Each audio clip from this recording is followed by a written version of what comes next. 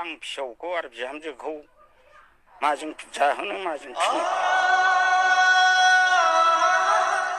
गिबियाव आंनि खुलुमनायखौ बयनोबो जासिहरग्रोनाय जाबाय। आङो थांनाय साननैसो सिगां जानानै थांनाय जाथाय बिनि सायाव आङो फंनैसो सावरायनो सानदों। माने जाथाया बिराद दुखु गोनां जादों बे जाथाया, आरो नोंथांमोना बयबो मिथिजोबखाबाय जानो हागौ, बयबो ससियेल मिडियायाव नुगासिनो दङ आरो दिनैबो दाबो बिथांमोननिनो रिलिज जागासिनो दङ। नोंथांमोना नुजोबखाबाय जानो हागौ। आङो मोननैसो भिडिअ क्लिप लानाय जादों, बड'लेण्ड रादाब आरो बड'सा निउसनिफ्राय लानाय जादों। आंबो बेखौहाय बर' हिसाबै शेयार खालामनो गोसो, बेनिखायनो आं बे भिडिअखौहाय लानाय जाबाय। दा नोंथांमोना आङो देखायगोन भिडिअ क्लिपखौ, जायनाखि आङो बै निउसनि बिगोमा बिथांमोननिसिम निमाहा बिनाय थाबाय बे भिडिअखौ स्क्रिन रेकर्ड लानायनि थाखाय। बिनि सायावथ' आन्दायनाय बायदि जादों, माने गामियारि माने न'खरनि मानसि आरो जेनाखि पुलिसनि मानसिफोर बिथांमोननो मिथिहोनाय बायदिब्ला बेखौ बेफोरबायदि फान्दायनानैहाय ULB नि नामावहाय बेखौ बुथारनाय जादों, खास्रि बिस्रि बुथारनाय जादों। आरो बिहा 15 दिननि सासे गोरलै बिबार गथ'बो दङ। बेखौबो नोंथांमोना नुखाबाय आरो गोख्रों भाइराल जागासिनो दङ ससियेल मिडियायावहाय, फेसबुक होन इउटुब होन, नोंथांमोना नुगासिनो दङ। बिथांमोननि मुंखौहाय आङो सासेनिखौ बावबाय दे, जोंसार मुसाहारि, आरो सासेना नामखौ बावबाय आङो, बिथांनि टाइटेला बसुमतारिमोन। आङो लिरनानैबो लानाय जायाखै। जोंनि बर'नि गेजेरावहाय ओरैबायदि जागासिनो दङ, दा गोदोनि बायदियानो जोबनो थाङा दासिमबो। माने जों उन्दै समावबो सिगां नोंथांमोना बे समखौ खोनाबाय जानांगौ, आदाखौ लांबायायै पुलिसफ्रा गावथारनानै। बे समखौ दिहुननाय समाव, बे समखौ ओंखारनाय समाव जोङो उन्दैमोन, बारा बैसोनि मानसि नङामोन, जों उन्दै गेलेसारनो हानाय मानसिमोन। दा बै समावहायबो बेबायदिनो गोबांनो जोंनि बर' सुबुंफोरखौहाय गावसिनि खसाब गानहोनानै, बिदि फौजि खसाब गानहोनानै, सिलाय लाहोनानै, बेफोरबायदि नंखाय फान्दायनानै गोबां जोंनि बर' सुबुंफोरखौहाय गावथारलांनाय जादों, बुथारलांनाय जादों।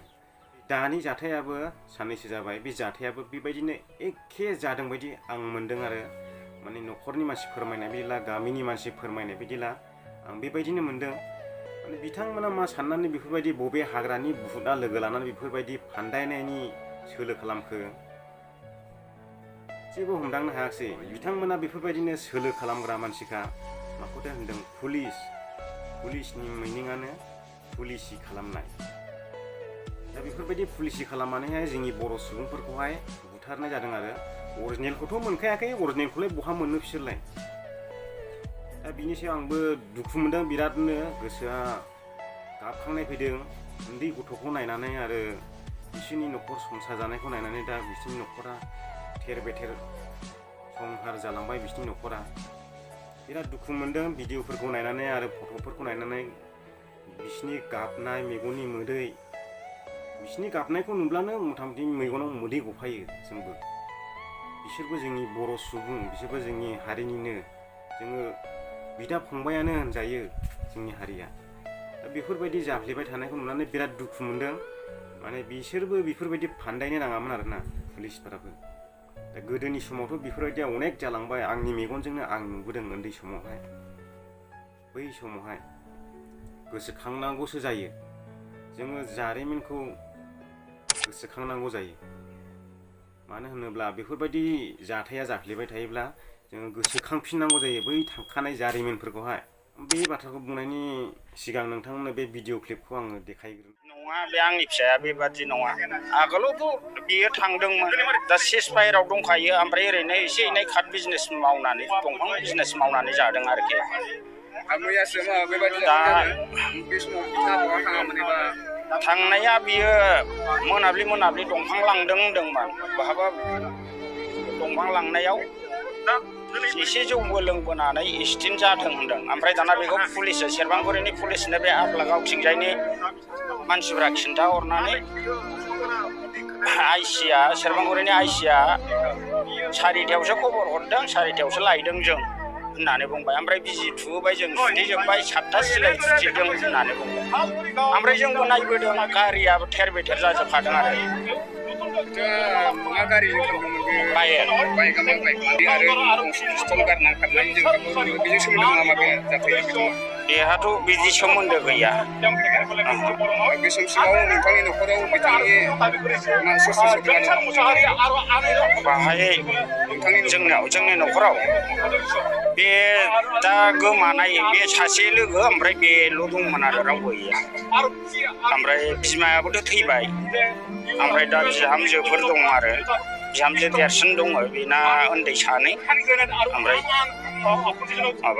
दा बे बिहामजो गेजेर जाबाय बे दा थैनायनि दा गथ'आ 15 दिनल' जादोंमोन आरो नोंथाङा मा सानो नोंथांनि फिसाज्लाखौ बेबायदि फोजोबनाय जाबाय सरकारनि मानसिफ्रा नोंथाङा मा बुंनो सानो दाथ' बेखौ दा आं बेखौनो सिन्था खालामगासिनो दं मा थैबा मा जागोन मा होनबा मा गोलोमबावो आं अभाब मोननानै एकदम गोदाव सोराव मोननानै दं आरोखि आं दा मा बुंनो सानगोन बे जाथायनि सायाव बे जाथायाथ' नंगौया ओरैनो थगायनानै सोरखारा गावबाय आरोखि आंनि फिसाखौ दा बाहाय मोनसे आंनो माबा मोनसे खथि बरन होनांगोन आरोखि दा नङाबा हनै बिनि फिसा गोरलै आरो बिसिया माजों जानो आलादा जाखाबायमोनबो सिगाङाव ओरैनो माबा मोनसे आफादा दंमोन नामा सिगाङावथ' दंमोन सिसपायार जाबाय आरो आगोलाव दंमोन NDP-आव दंमोन दा बेनि ग्रुपखौथ' आंबो मोनथिजोबा आरोखि दा गावसोरथ' हजों मेनमारनिफ्राय फैनायाव उदालगुरियाव हमजादों आरोखि बिसोरो बेसेबां मायथाइयाव फैयामोन बिथाङा NDP-निफ्राय बे नैबे दाख्लि बयबो सारेन्डार जायाखै होनबा बेनि एसे सिगाङाव फैदों बे 3 मास सिगां बेसे गोबाव सम बिथाङा हाग्रायाव थाहैयामोन NDP जानानै 4 बोसोर 4 बोसोर बिदिबा नोंथाङा नोंथांनि फिसाज्लाखौ ULB हानजाजों सोमोन्दो गैया जेबो सोमोन्दो गैया गामिनि मानसिफ्राबो मोनथिजोबगोन आरोखि बावहायनो लोंला जाला बे बेलासिबासो बे दंफां बायदिसिना बिजनेसाथ' बेलासिबासो थाङो नालाय बाहाय थांदों आरोखि बेयो बेनिफ्रायसो जोंसार होननायनि बिबथै खिन्थु सेकेन्ड आइसिया बुंदों माने मानसिया टार्निंआव एक्सिडेन्ट जादों गाहावाबो दं बेन्डेज फानजोबखानाय आरो मानसिया थैबो गगासिनोखा ओमफ्राय जोङो केसखौबो गिदिर लिराखै होननानै सिखार जादों सेकेन्ड आइसिया घटनाया बेखौथ' जोंबो अभाब मोनबाय खोनानानै रायलायखाबाय आरो बै सासे लोगोआबो आरामसे जोंजों बे माबायावनो हमथालायना रायलायबाय न'आव फन नाङाखै नामा होननानै आरो जोंनावथ' फन गैया सानैबो दंमोन थारमाने सानैबो दं थानायाव दिनै खिन्थु उल्था जाबाय माब्ला मोना खबर मोनसे दिनै बिथांमोना थैबाय होननानै दहाय 6:30 मारै सोर खबर हरखो माने फनजों फन जालायबाय ओमफ्राय आरो बिदिनो फेसबुक माबायावबो नायबाय नंमारगौआनो जाबाय नों बिसास खालामो ने बिसोर मानि थाखाय गावथाराखै मानि थाखाय माने बियो नंगौ दहाय बिफायानो होनलांखादों 2 नम्बर मावो 2 नम्बर दंफां 2 नम्बर मावो बिजनेस मावो थारमाने ओमफ्राय माबोरैथो बुथारजाखो ओमफ्राय आफ्लागाव माबा टार्निंआव माबा एब्रेहैदोंनो हाग्रायाव ओमफ्राय दाना न' खाथिनि मानसिफोरखौ आं सिनायाखिसै होननानै न' खाथिनि मानसिया रिपर्ट हरबाय जाहैदों ओमफ्राय दाना सेरफांगुरिनि सेकेन्ड आइसिया लायबाय गावसोरनो सिखार लाखाजोब्बाय मैयाबो जों नायनायाव बेनोथ' जोंहा साननांगौआ दा गाबा मोखां बिसोरखौ ULB आफादनि सोद्रोमा होनना बुंदों नों मिथिगौ ना बेफोरखौ सेसपायारनि मानसिखा होननानै गावसोरनो खिन्थाना लाखानायखानो खिन्थु आफादाव थांखानाय मानसिया ओमफ्राय बिसोर गोदान आफादाव थांदोंमोन नामा थाङाखै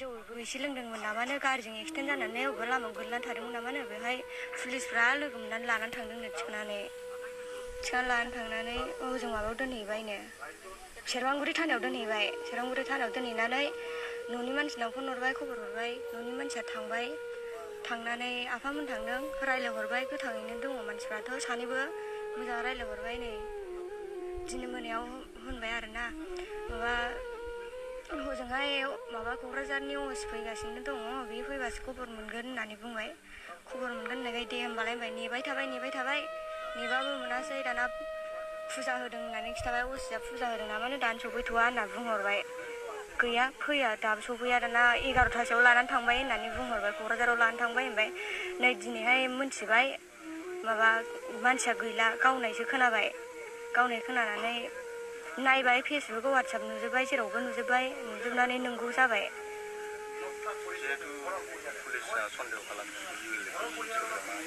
नङा जेबो सोमोन्दो गैया आंनि फिसाया न'आवनो थाबाय थायो न'आवनो मावनानै जायो बिदिजों जेबो सोमोन्दो गैया आंनि फिसाया सरकारनिफ्राय माने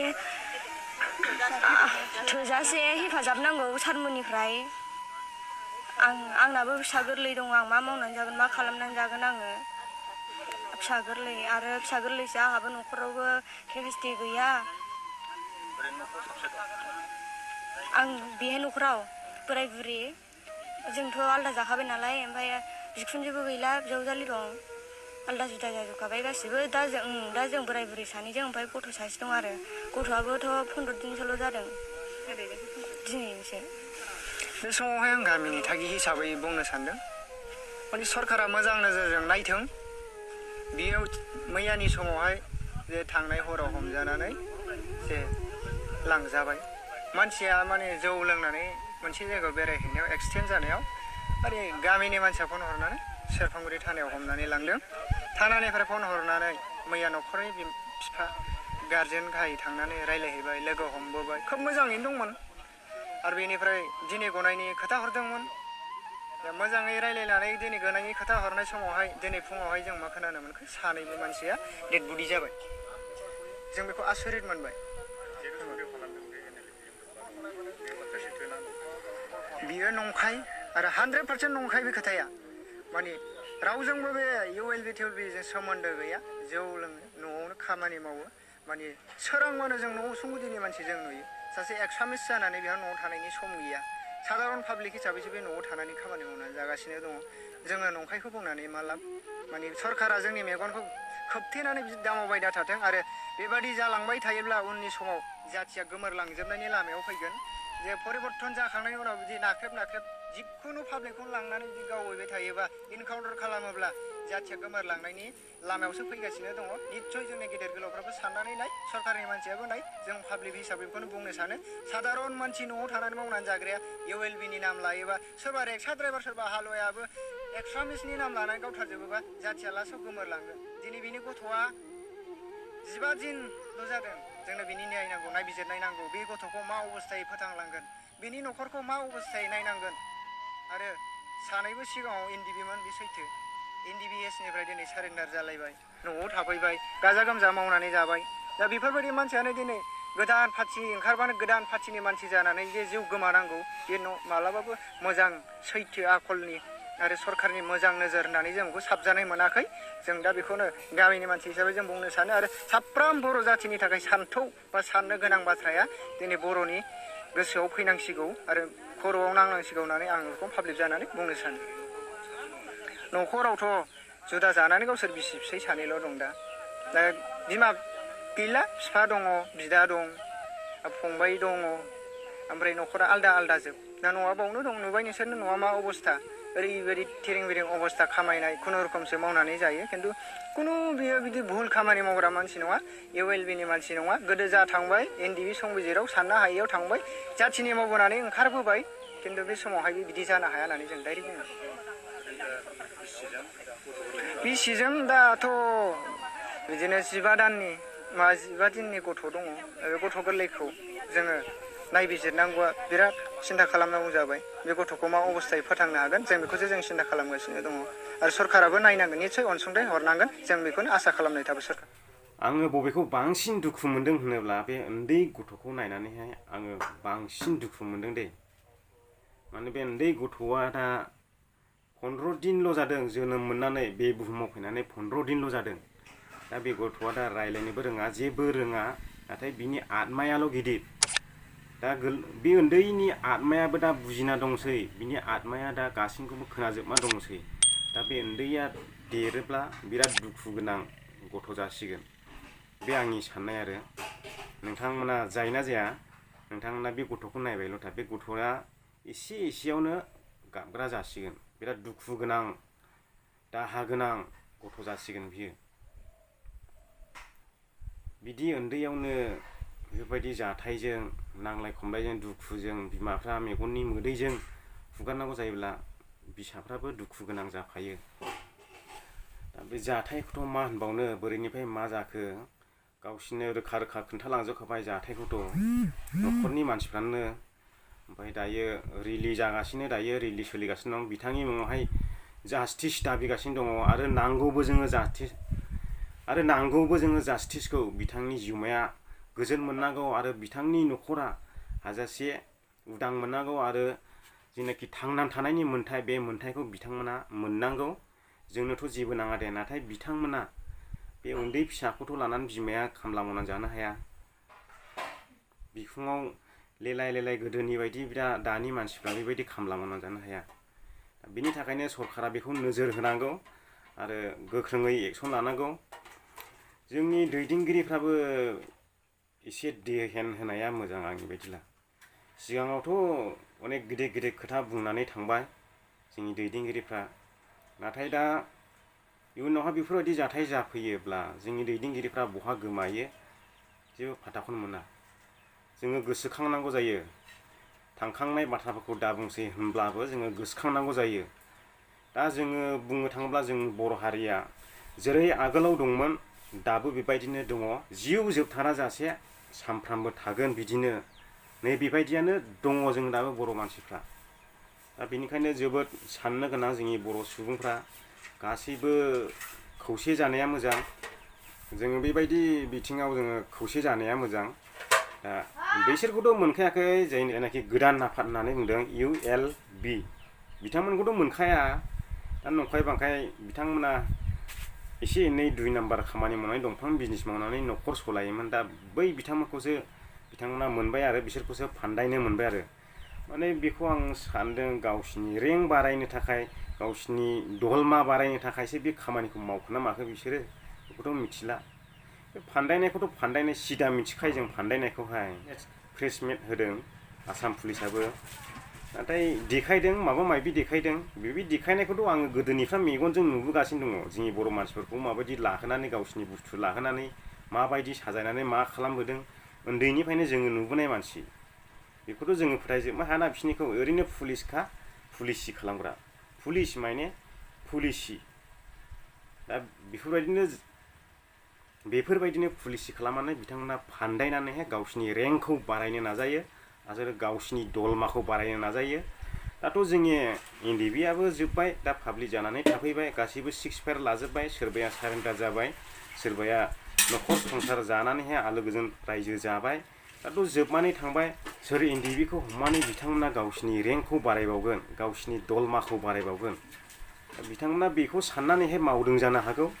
दाथ' गैखालानो बुंजायो, जोंनावथ' गासैबो पाब्लिक जानानै थाजोबखाबाय, गावबागाव न'खरावहाय गावबागाव बिजनेस मावनानै जाजोबखाबाय मालाय, आरो बहाथो NDB होननानै बिसोरलाय फान्दायनो मोनबावनो। दा बिथांमोना बे नोजोरखौ नायनानै बिथांमोना फान्दायदों जानो हागौ। आरो बिथांमोनाथ' मैया दाख्लैसो ओंखारदों ULBआथ', बिथांमोनखौथ' मोनखायानो, बिसोरखौ 100% मोनाखै। नाथाय बिसोरखौ फान्दायनायसो जादों। बिसोरबा बबेहा थायो बेखौलाय बोरैथो जोंलाय मिथिबाय थानो, आरो नोंसोरबो बहा मिथिबाय थानो। दा बे जाथायखौ नायोब्ला जोङो गिनांगौसो जानानै फैबाय, माने जोङो हरना गुरनाबो ओंखारनो हाला। दा 2-3 बोसोरा एसे सान्थि मोनदोंमोन, माने जों जेरावखिया थाङा, जेब्लायखिया थाङा, मोनाबोब्लाबो हर थौब्लाबो जों गावनि न'खौ डाइरेक्ट होसोबोनो हायोमोन। नाथाय नै दानि दिनावहाय बेफोरबायदि लामा सामा लोगो मोनोब्ला बेफोरबायदि फान्दायग्रा जाफिनसिगोन दे, गोदोनि बायदि जेनाखि बै 2000 बोसोरनि सिगां जाबोदों, थिग बेफोरबायदिनो लामा लाबोफिननो नागिरदों बिथांमोना। दा जों बेखौहाय होबथानांगौआ जों बर' रायजो राजाफोरनि बिबान। जोङो बयबो खौसे जानांगौ आरो बिथांनि मुङावहाय जास्टिस बिनांगौ। आरो बे गोदाव सोराव जोंनि बर' सेंग्राफोर एबा बर' हौवाफोर जेखिया सुबुङानो जाया मानो बेफोरबायदि बुथारनाय सिथारनायखौ आसाम पुलिसा बन्द' खालामनांगौ आरो बिथांमोननि जिउमाखौ जास्टिस मोनहोनांगौ आरो बिथांनि न'खरखौ सरकारा हाजासे नायनांगौ जेसेबांनाखि हायो एसेबां सरकारा बिथांमोननि न'खरखौ नोजोर होनांगौ। दा आंनिफ्राय बेनो दाबि आरो जेनाखि मुंख्लं जालांबाय बिथांमोननि जिउमाया सोरगो रायजोआव आलो गोजोनै थाहैनो मोनथों। दा बेखौनो आङो इसोरनियाव आर'ज खालामनानै होबाय बिथांमोननि थाखाय। बिथांमोनाबो सोरगोनिफ्राय गाव गावनि न'खरखौहाय गाव गावनि आखाइजों नङाब्लाबो खुगाजों नङाब्लाबो गाव गावनि आत्माजों बिथांनि न'खरखौ मोजाङै बेंफ्लायबाय थानो हाथों आरो नायहरबाय थानो हाथों गाव गावनि न'खरखौ। बेखौनो आङो इसोरनियाव आर'ज खालामना होबाय। आरो बे बोसोरावहाय खननै जाजेनबाय दै बे NLB नि मुङावबो सासे मुंख्लं जाखांबाय दाख्लै बावैसो आरो नै सानै ULB नि मुङाव बेबो पाब्लिकसोबाव। माथो बुंबावनो लोगोफोर, आं बेखिनिखौनो बुंनानैहाय दिनैनि भिडिअखौ दोनथ'बाय। नोंथांमोना जुदि भिडिअखौ मोजां मोनदों शेयार खालामनो दाबाव। एसेनोसै, गोजोननाय थाबाय बयनिसिमबो। आं फिसौखौ आरो बिहामजोखौ माजों जाहोनो माजों फिनो